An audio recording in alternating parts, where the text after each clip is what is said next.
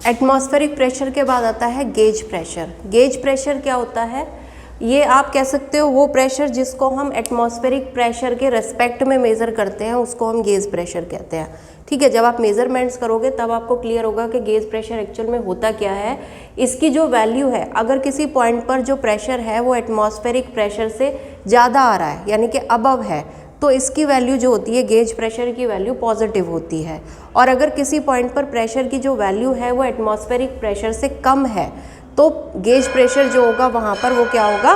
Negative होगा। ठीक है, टॉर्सली ने एक एक्सपेरिमेंट किया था जिसपे हमने जो प्रेशर है उसको एक और यूनिट भी दे रखी है टॉर। ठीक है, तो इस एक्सपेरिमेंट में इन्होंने क्या करा था, मरकरी एक बीकर लेके उसमें मरकरी लिया था। ठीक है, फिर इस पे एक जो है ट्यूब जो थी सिलेंड्रिकल ट्यूब उसको इन्वर्टेड रखा। तो जब हम इसमें इन्वर्टेड रखेंगे तो क्या होगा, जो मरकरी है वो इसके अंदर क्या होगा, कॉलम की हाइट बढ़ेगी, मरकरी ऊपर की तरफ राइज करेगा, चढ़ता है। ठीक है, इस अरेंजमेंट को उन्होंने क्या कहा था, बैरोमीटर कहा था। ठीक है, प्रेशर को मेज़र करने के लिए। तो इसमें अब क्योंकि आप जानते हो किसी भी लिक्विड कॉलम से जो प्रेशर होता है अगर सेम हाइट पर है तो प्रेशर क्या होगा, बराबर होगा। दैट मीन्स हमने क्या मान लिया, इस कॉलम के अंदर एक पॉइंट मान लिया ये B और बाहर की तरफ इसी लेवल पर सेम हाइट पर एक पॉइंट है A जो कि किस पे है, एटमॉस्फेयर के लिए क्लियर है, यानी कि यहाँ पर क्या ओपन है ये एटमॉस्फेयर पे। तो यहाँ A पॉइंट पर जो भी प्रेशर लगेगा वो किसकी वजह से लगेगा, एटमॉस्फेयर की वजह से लगेगा। ठीक है, यानी कि हमने मान लिया यहाँ जो प्रेशर है वो एटमॉस्फेरिक प्रेशर है PA से हम रिप्रेजेंट कर रहे हैं एटमॉस्फेरिक प्रेशर को। ठीक है, अब ये प्रेशर PA जो होगा वो PB पॉइंट यानी कि B पॉइंट पर जो भी प्रेशर है उसके बराबर होना चाहिए। ठीक है, तो अगर हम ये मान लें कि इस कॉलम में जो ऊपर ये खाली जगह है, इस खाली जगह में क्या होते हैं, सिर्फ मरकरी के वेपर्स प्रेजेंट है जिसका जो प्रेशर है, वेपर्स है मरकरी के, जिनकी वजह से जो प्रेशर लगेगा उसको हम नेग्लेक्ट कर सकते हैं। ठीक है, फिलहाल हमने P की वैल्यू, यहाँ पर जो प्रेशर की वैल्यू है वो कितनी ले ली है, P ले ली है। ठीक है, तो B पॉइंट पर जो प्रेशर होगा वो क्या होगा, एक तो इस कॉलम की वजह से प्रेशर लगेगा और एक प्रेशर जो यहाँ पर मरकरी वेपर्स की वजह से है, यानी कि B पॉइंट पर टोटल प्रेशर हो जाएगा P प्लस इस हाइट की वजह से क्या होगा, रो GH। तो ये हो गया आपका H rho G is equals to किसके होना चाहिए, PA के बराबर होना चाहिए। अब क्योंकि ये जो कॉलम है आपका ऊपर जिस पे P प्रेशर है जिसकी वजह से इसमें क्या है, मरकरी के वेपर्स है और उन वेपर्स की वजह से जो प्रेशर आ रहा है, एग्जर्ट हो रहा है, उसको हम नेग्लेक्ट कर सकते हैं। तो P को हम अप्रॉक्सीमेटली 0 ले सकते हैं। दैट मीन्स यहाँ पर जो एटमॉस्फेरिक प्रेशर हो गया PA, ये कितना आ गया, H रो G के बराबर आ गया है। ठीक है, अब इसमें अगर आप जैसे PA की वैल्यू आप जानते हैं 1.013 × 10⁵ न्यूटन पर मीटर स्क्वायर होती है। अगर उसको रख के H की वैल्यू कैलकुलेट करेंगे तो अप्रॉक्सीमेटली कितना आएगा, 76 सेंटीमीटर ऑफ HG कॉलम यहाँ पर आएगा। तो basically P plus rho HG is equals to PA होगा, यानी कि सेम लेवल पर अगर आप हैं तो प्रेशर क्या होना चाहिए, बराबर होना चाहिए। क्लियर?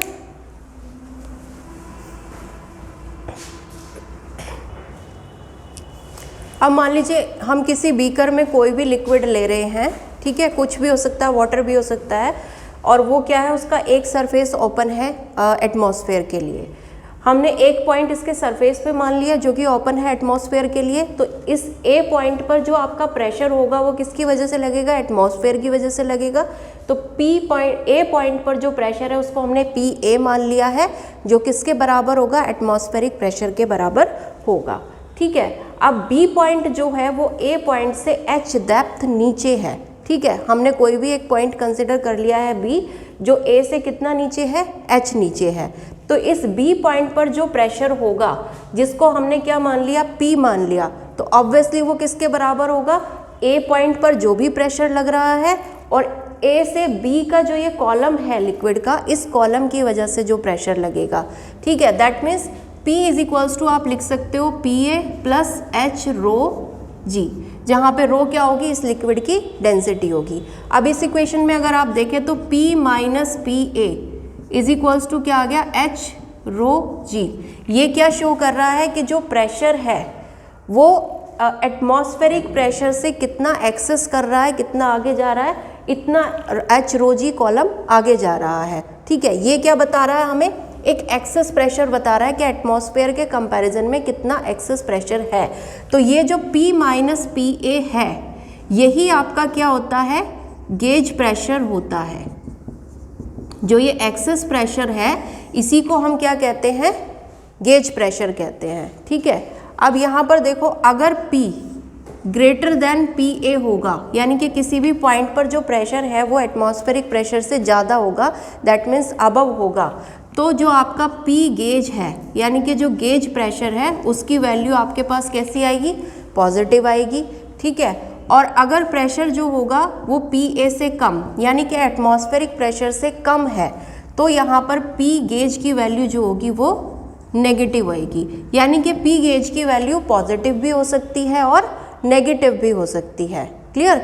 अब मिनिमम P गेज की वैल्यू जो है यानी कि गेज प्रेशर की वैल्यू कितनी हो सकती है, अगर किसी पॉइंट पर प्रेशर ज़ीरो हो जाए, यानी कि अगर P की वैल्यू क्या हो जाए, ज़ीरो, तो P गेज जो होगा वो कितना हो जाएगा आपका, माइनस पी ए के बराबर हो जाएगा। और यही क्या होती है आपकी गेज प्रेशर की मिनिमम वैल्यू होती है। यानी कि मिनिमम जो आपका गेज प्रेशर है वो कितना जा सकता है, नेगेटिव ऑफ एटमॉस्फेरिक प्रेशर के हो सकता है। इसीलिए हमने कहा था कि जो गेज प्रेशर है उसको किसके रिस्पेक्ट में लिया जाता है, एटमॉस्फेरिक प्रेशर के रेस्पेक्ट में लिया जाता है।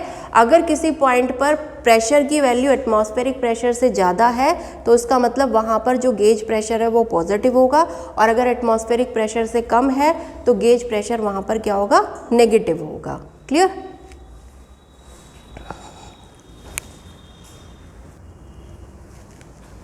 नेक्स्ट है आपका एब्सोल्यूट प्रेशर। परम दाब क्या होता है, गेज प्रेशर और एटमॉस्फेरिक प्रेशर का जो सम होता है, P gauge plus P atmosphere, इसी को हम क्या कहते हैं, एब्सोल्यूट प्रेशर कहते हैं। ठीक है, अब जैसे आपको पता है P गेज की मिनिमम वैल्यू जो थी वो कितनी आई थी आपकी, मिनिमम वैल्यू माइनस पी ए के बराबर, यानी कि नेगेटिव ऑफ एटमॉस्फेरिक प्रेशर के बराबर थी। तो जब P गेज मिनिमम होगा तो P एब्सोल्यूट भी क्या होगा, वहाँ पर मिनिमम होगा। दैट मीन्स अगर P गेज की वैल्यू माइनस पी ए है और P एटमॉस्फेयर कितना हो जाएगा, पी ए। ठीक है, तो P absolute is equals to हो जाएगा आपका minus P A plus P A, that means zero. That means absolute जो प्रेशर होता है उसकी जो मिनिमम वैल्यू होती है वो ज़ीरो होती है। गेज प्रेशर की मिनिमम वैल्यू नेगेटिव होती है एटमॉस्फेरिक प्रेशर के। ठीक है, अब अगर हम देखें यहाँ पर ग्राफिकली देखें, मान लीजिए ये हमारा क्या है, प्रेशर को शो कर रहा है।